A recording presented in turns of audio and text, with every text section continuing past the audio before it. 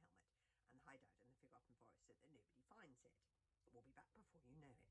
Hiccup had been dreading this moment for a very long time because he knew that he might be about to see his father again.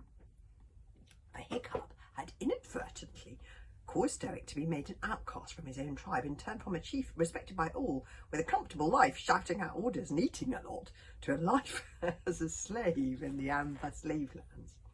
Hiccup loved and respected his father, and it was almost unbearable to think of Stoic the Vast in this position, particularly when it was all Hiccup's fault. Had the experience of slavery changed Stoic? What must he be thinking of Hiccup? What about Fishlegs? Was he all right?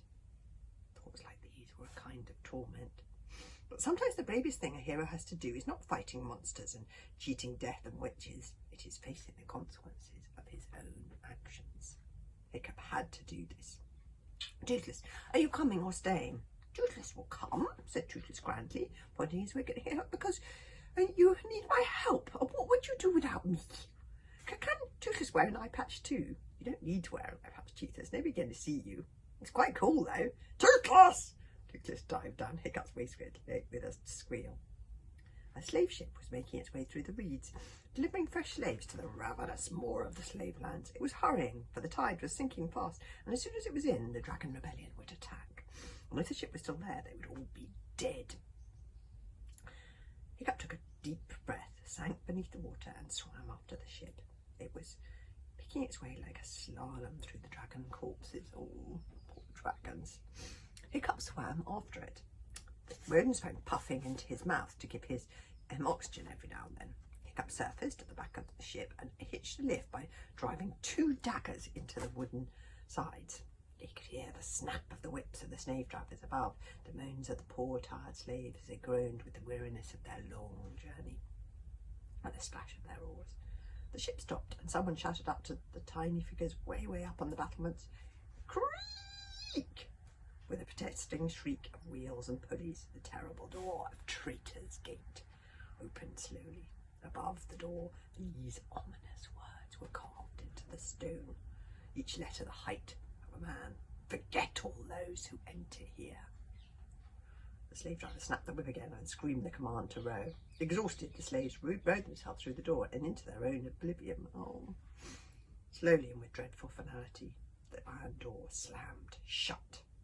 The Windwalker crouched in the reeds, let out a whine of anxiety as he saw it. He stayed there, shivering and alone, until a sentry on prison guard must have spotted him, because there was a mighty blaze from the battlements, and something huge and heavy rocketed past the poor Windwalker's head and exploded into the reeds beside him.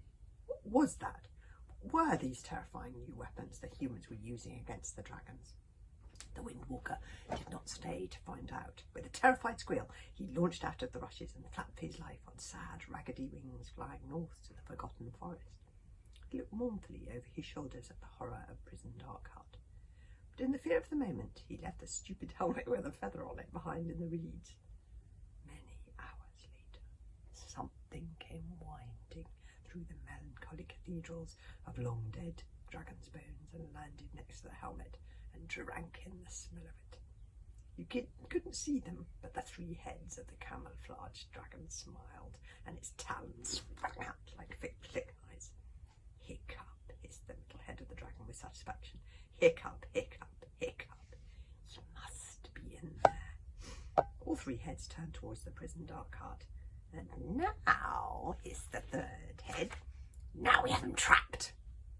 "He seems," said the 3rd head, sniffing the helmet again and wrinkling his nose in disgust, "to have had an encounter with a stink dragon that is going to make him laughably easy to track." The dragon took off in the direction of the prison, slowly flapping its wings and circling it like some greedy, disguised vulture. And we know who that dragon is, don't we? Because there aren't all that many 3-headed, invisibly camouflaged dragons in the archipelago. It was the Deadly Shadow. Chapter 5 is called The Wrong Side of the Door, and we've got that tomorrow.